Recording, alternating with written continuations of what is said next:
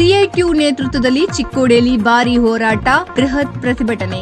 ಕಾರ್ಮಿಕ ವಿರೋಧಿ ನೀತಿಗಳ ವಿರುದ್ಧ ಹಾಗೂ ಕಾರ್ಮಿಕರ ನ್ಯಾಯಸಮ್ಮತ ಬೇಡಿಕೆಗಳ ಈಡೇರಿಕೆಗೆ ಆಗ್ರಹಿಸಿ ಇಂದು ಚಿಕ್ಕೋಡಿಯಲ್ಲಿ ಬೃಹತ್ ಹೋರಾಟ ನಡೆಸಲಾಯಿತು. ಕೇಂದ್ರ ಸರ್ಕಾರ ಜಾರಿಗೆ ತಂದಿರುವ ಹೊಸ ಕಾರ್ಮಿಕ ಸಂಹಿತೆಗಳು ಹಿಂಪಡೆಯಬೇಕು, ಕನಿಷ್ಠ ವೇತನ ಹೆಚ್ಚಳ, ಸಾಮಾಜಿಕ ಭದ್ರತೆ, ಪಿಂಚಣಿ ಸೌಲಭ್ಯ, ಗುತ್ತಿಗೆ ಕಾರ್ಮಿಕರಿಗೆ ಶಾಶ್ವತ ಉದ್ಯೋಗ ಸೇರಿದಂತೆ ಹಲವು ಬೇಡಿಕೆಗಳನ್ನು ಪ್ರತಿಭಟನಾಕಾರರು ಮುಂದಿಟ್ಟಿದ್ದಾರೆ. ನಗರದ ಪ್ರಮುಖ ರಸ್ತೆಗಳಲ್ಲಿ ಮೆರವಣಿಗೆ ನಡೆಸಿದ ನಂತರ ತಾಲೂಕು ಕಚೇರಿ ಎದುರು ಧರಣಿ ನಡೆಸಿ ಘೋಷಣೆ ಕೂಗಲಾಯಿತು. ವಿವಿಧ ಕಾರ್ಮಿಕ ಸಂಘಟನೆಗಳ ಮುಖಂಡರು ಪಾಲ್ಗೊಂಡು ಸರ್ಕಾರದ ಜನವಿರೋಧಿ ನೀತಿಗಳನ್ನು ತೀವ್ರವಾಗಿ ಖಂಡಿಸಿದ್ದಾರೆ.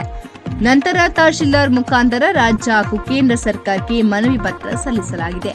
ಬೇಡಿಕೆಗಳು ಈಡೇರದಿದ್ದರೆ ಮುಂದಿನ ದಿನಗಳಲ್ಲಿ ಇನ್ನಷ್ಟು ತೀವ್ರ ಹೋರಾಟ ನಡೆಸಲಾಗುವುದೆಂದು ಸಿಐಟಿಯು ಎಚ್ಚರಿಕೆ ನೀಡಿತು.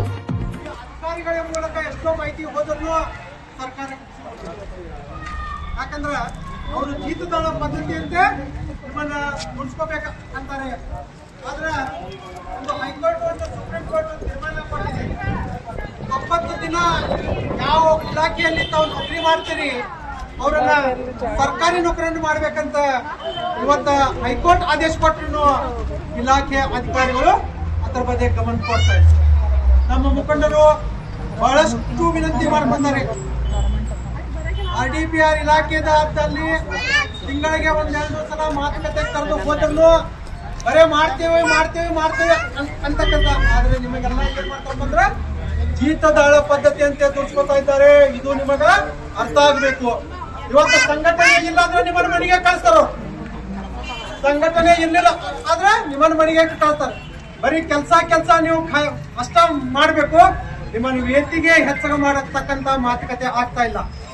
ಅದಕ್ಕಾಗಿ ನಾವು ಇವತ್ತು ಅಧಿಕಾರಿಗಳ ಮುಖಾಂತರ ಸರ್ಕಾರಕ್ಕೆ ಮನವಿಯನ್ನು ಕೊಡ್ತಾ ಇದ್ದೇವೆ.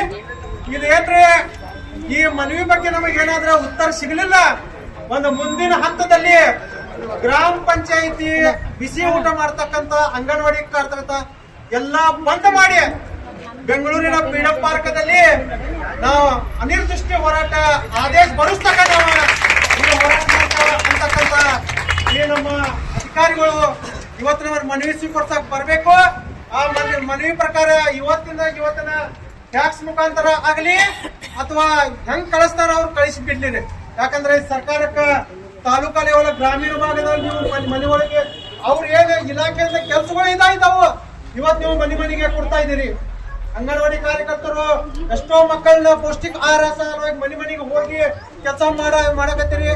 ಆಮೇಲೆ ನಮ್ಮ ತಾಯಿಯಂದರು ಅಡಿಗೆ ಮಾಡತಕ್ಕಂಥ ತಾಯಿಯಂದರು ಇವತ್ತು ಕೆಲಸ ಮಾಡಿ ಇವತ್ತು ಶಾಲೆಗಳಲ್ಲಿ ಕೆಲಸ ಮಾಡ್ತಿದ್ದಾರೆ.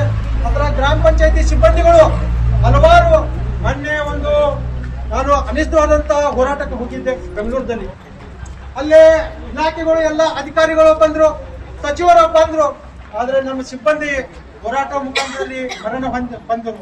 ಅವರು ಗುಲ್ಬರ್ಗ ಜಿಲ್ಲೆಯಲ್ಲಿ ಒಂದು ಹುಣಕಿ ತಾಲೂಕದಲ್ಲಿ ಇತ್ತು. ಆದ್ರೆ ಆ ಸಿಬ್ಬಂದಿ ಅಲ್ಲೇ ನಾವು ಜನ ಇಟ್ಟು ಹೋರಾಟ ಮಾಡಿದ್ರು ಸಹ ಈ ಅಧಿಕಾರಿಗಳು ನಮ್ಮ ಬೇಡಿಕೆಗಳಿಗೆ ಈಡೇರಿಸಕ್ ಸಾಧ್ಯ ಇಲ್ಲ. ಅಂದ್ರೆ ಇವರ ಇಟ್ಟು ಸತ್ತ ಒಂದು ಹೆಣ ಹೋಯ್ತು ಅಂದ್ರೂ ಇವ್ರು ನಮಗ ವೇತನ ಹೆಚ್ಚಿಗೆ ಮಾಡಕ್ ಬಂದ. ಯಾಕೆ ವೇತನ ಹೆಚ್ಚಿಗೆ ಮಾಡಕ್ ಆಗಂಗಿಲ್ಲ?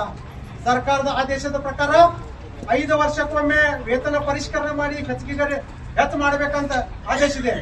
ಆದ್ರೆ ಇವರು 10 ವರ್ಷ ಆದ್ರೂ ಆ ವೇತನ ಬಗ್ಗೆ ಏನು ಹೇಳ್ತಾ ಇಲ್ಲ, ಬರೀ ಕೆಲಸ ಮಾಡ್ತೇನೆ. ನಾವು ಒಂದೇ ಒಂದು ಉದಾಹರಣೆ ಬಗ್ಗೆ ಹೇಳ್ತಾನೆ, ಯಾರೇ ಅಧಿಕಾರಿ ಇರ್ಲಿ ನಿಮ್ಮನ್ನ ನೌಕರಿ ಮೇಲೆ ತೆಗಿತಾರ ಅಂತ ಹೇಳ್ತಾರ. ಆದ್ರೆ ಯಾವುದೇ ಅಧಿಕಾರಿ ನೌಕರಿ ಮೇಲೆ ತೆಗೆಯೋ ಸಾಧ್ಯ ಇಲ್ಲ. ಅದು ಕರ್ನಾಟಕ ರಾಜ್ಯ ಗ್ರಾಮ ಪಂಚಾಯತಿ ನೌಕರ ಸಂಘ ಹೈಕೋರ್ಟ್ ಆದೇಶ ಮಾಡಿದ್ದಾರೆ.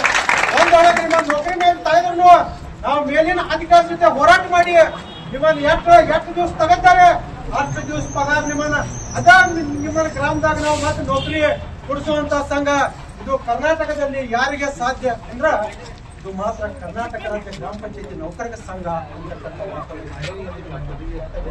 ಅದಕ್ಕ ಯಾರು ಅಂಜಕ್ ಹೋಗ್ಬೇಡ್ರಿ. ನಮ್ಮನ್ನ ಖಾಯಮತಿ ಮಾಡಿಸ್ ತನಕ ನಮ್ಮ ಹೋರಾಟ ಪ್ರಾರಂಭನೇ ಇರ್ತದೆ. ದಯವಿಟ್ಟು ಸಾಹೇಬ್ರಿಗೆ ಈಗಾಗಲೇ ಮನವಿ ಸ್ವೀಕರಿಸಕ್ ಬರ್ತಾರೆ.